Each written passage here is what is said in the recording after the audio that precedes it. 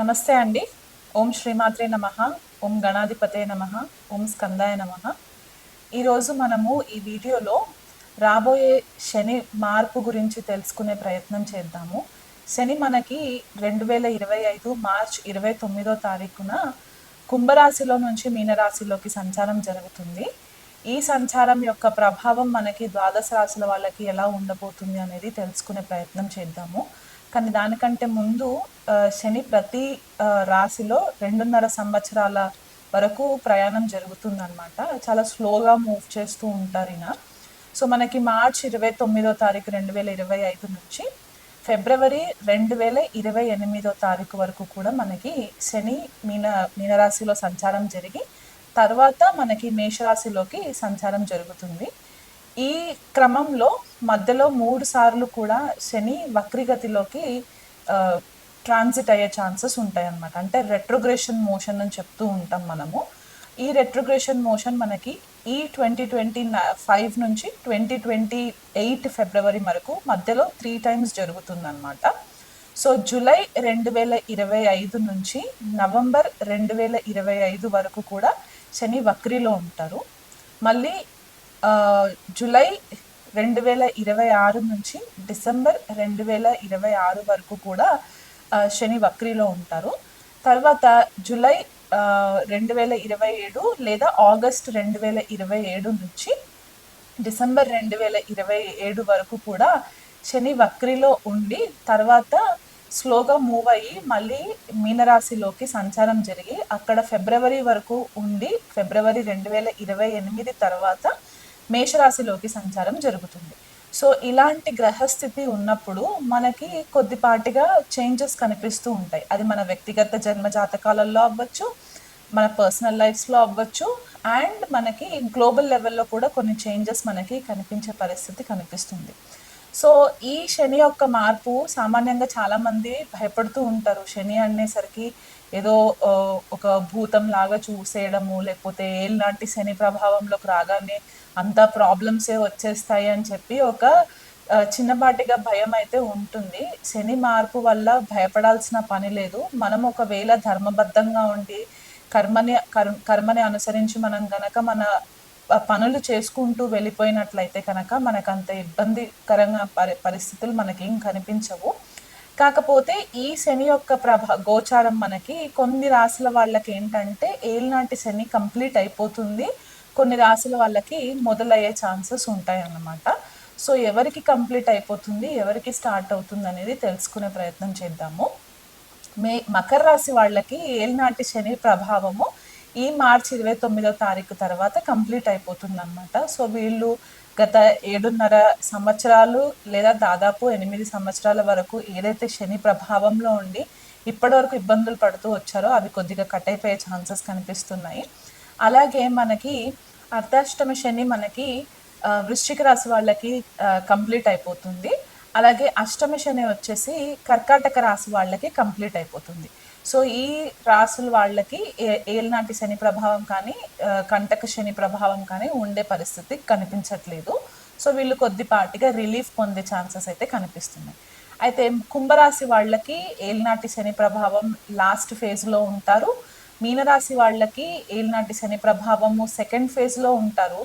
And మేషరాశి వాళ్ళకు వచ్చేసరికి ఈ సంవత్సరం 2025 మార్చి నుంచి కూడా ఏళ్ళనాటి శని ప్రభావం స్టార్ట్ అయ్యే ఛాన్సెస్ మనకి కనిపిస్తూ ఉన్నాయి అన్నమాట. అలాగే అష్టమ శని వచ్చేసి సింహరాశి వాళ్ళకి, అర్ధాష్టమ శని వచ్చేసి ధనుసు రాశి వాళ్ళకి ఉండే పరిస్థితి కనిపిస్తుంది. కాబట్టి ఈ రాశుల వాళ్ళు కాస్త ధర్మబద్ధంగా న్యాయబద్ధంగా ఉండి మీరు గురువు రూపేణ ఏదైనా మనుషులని మీరు గనక గురువుగా అనుకున్నట్లయితే కనుక వాళ్ళ సలహాలు పాటిస్తూ మీరు చేసే పనిలో ఎవరిని దూషించకుండా కర్మానుసారంగా మీరు చేసుకున్నట్లయితే కనుక మీకు ఈ ఏళ్ళనాటి శని ప్రభావం కానీ అష్టమ అర్ధాష్టమ శనుల ప్రభావం కానీ కొద్దిగా ఎఫెక్ట్ ఇవ్వకుండా ఉండే పరిస్థితులు మనకి కనిపిస్తున్నాయి. అయితే మీనరాశిలో శని సంచారము చాలామంది ఏమనుకుంటారంటే ఇది ఎవ్రీ 30 yearsకి జరుగుతుందన్నమాట. సో లాస్ట్ మనకి 1960s ఆ టైంలో వచ్చిన ట్రాన్సిట్ శని రాహులు కలిసి కూడా ఉన్న ట్రాన్సిట్ మనకి కనిపిస్తూ ఉంటుంది. దానికంటే ముందు 30 సంవత్సరాల క్రితము శని మీనరాశిలోకి సంచారం జరిగినప్పుడు ఎలాంటి పరిస్థితులు గోచరించాయి అనేది కూడా మనకి గ్లోబల్ లెవెల్లో కూడా కొన్ని డాక్యుమెంట్స్ అవైలబుల్ ఉన్నాయన్నమాట. సో ఇలా చూసుకున్నట్లయితే మనకి శని రాహు యుతి 2025 మార్చ్ 29 నుంచి మే 2025 18వ తారీఖు వరకు కూడా శని రాహువుల యుతి మనకి మీనరాశిలో కనిపించే పరిస్థితి కనిపిస్తుంది. సో ఈ 51 రోజులు ద్వాదశ రాశులు అందరూ కూడా కాస్త జాగ్రత్తగా ఉన్నట్లయితే కనుక మీకు పెద్దగా ఇబ్బందులు పడే పరిస్థితులు ఉండవు. అంటే కొన్ని రాశుల వాళ్ళకి ఏంటంటే ఆర్థికంగా సడన్గా కొంచెం బ్రేక్స్ రావడము, లేదా కొంతమందికి కెరియర్ విషయంలో కొద్దిగా బ్రేక్స్ రావడము, కొంతమందికి హెల్త్ పరంగా ఇబ్బందులు రావడం అనేది మనకి ఈ 51 డేస్ ట్రాన్సిట్లో మనకి కనిపిస్తుంది. కాబట్టి దానికి తగ్గ పరిహారాలు మీరు చేసుకున్నట్లయితే ఇబ్బందికరంగా ఉండదు. సో ఇక మీదట మనము చూసుకునేది ఏంటంటే ద్వాదశ రాశుల వాళ్ళకి ఎలా ఉండబోతుంది అనేది నేను వివరిస్తాను. సింహరాశి వాళ్ళకి శని గోచారం ఎలా ఉండబోతుందో తెలుసుకుందామండి. సింహరాశి వాళ్ళకి శని మీనరాశిలోకి సంచారం జరిగినప్పటి నుంచి మొదలు పెట్టుకుంటే కనుక వీళ్ళకి అష్టమ శని మొదలవుతుంది. ఇది 2.5 సంవత్సరాల సంచారం కాబట్టి షష్టాధిపతి సప్తమాధిపతి అష్టమంలో సంచారము, అష్టమం నుంచి దశమ స్థానాన్ని చూడడము, ద్వితీయ కుటుంబ స్థానాన్ని చూడడము అండ్ పంచమ స్థానాన్ని చూడడం అనేది జరుగుతుంది.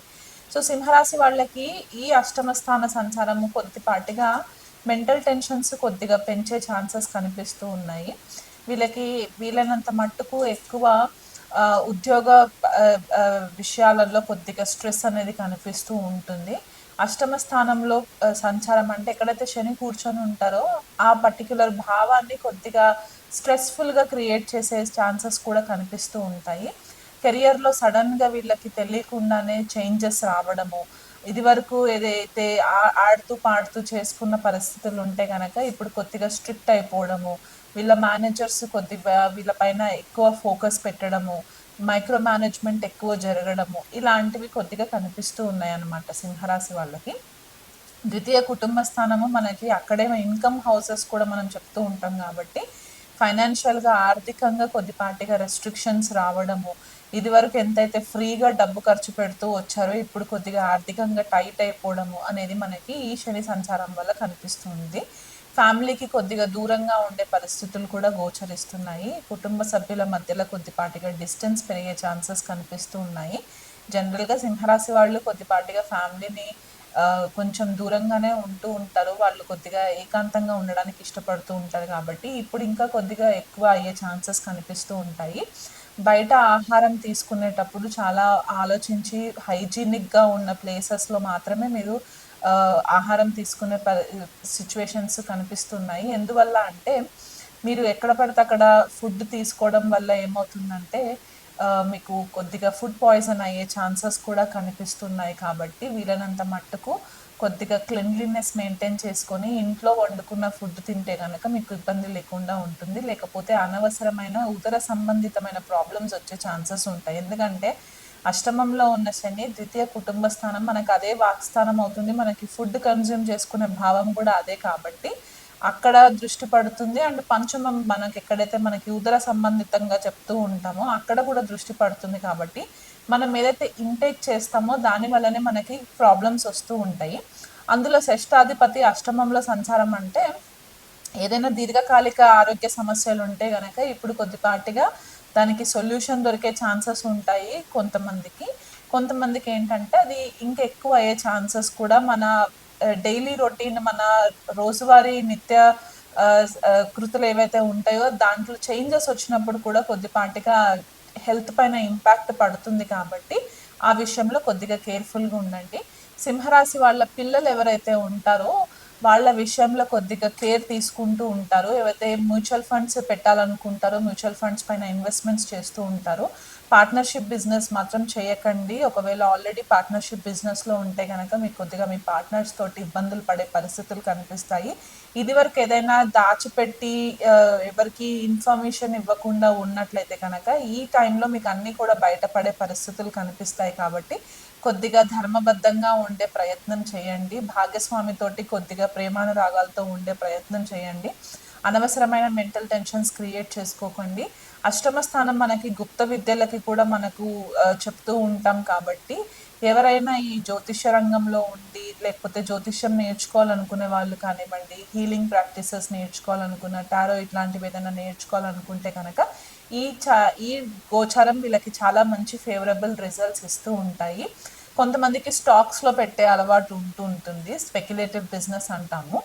అలాంటి స్టాక్ మార్కెట్ ట్రేడింగ్ ఇట్లాంటివి ఎవరైతే చేస్తూ ఉంటారో ఆ విషయంలో కొద్దిగా కేర్ తీసుకోండి. ఎందుకంటే మీకు తెలియకుండా కొద్దిగా నష్టాలు వచ్చే ఛాన్సెస్ ఉన్నాయి కాబట్టి వీలైనంత మట్టుకు ఎదుటి వాళ్ళ సలహా, అంటే మీరు ఎవరైతే బాగా నమ్ముతారో మీకంటే కొద్దిగా ఎక్స్పీరియన్స్ ఎక్కువ ఉన్న వాళ్ళు ఉంటే కనుక వాళ్ళ దగ్గర నుంచి సలహాలు తీసుకున్న తర్వాత ఎక్కడ ఇన్వెస్ట్మెంట్ చేయాలి, ఎక్కడ చేయకూడదు అనే ఒక ప్లానింగ్ చేసుకున్నట్లయితే మీకు ఈ శని సంచారం కొద్దిగా ఫేవరబుల్గా ఉంటాయి.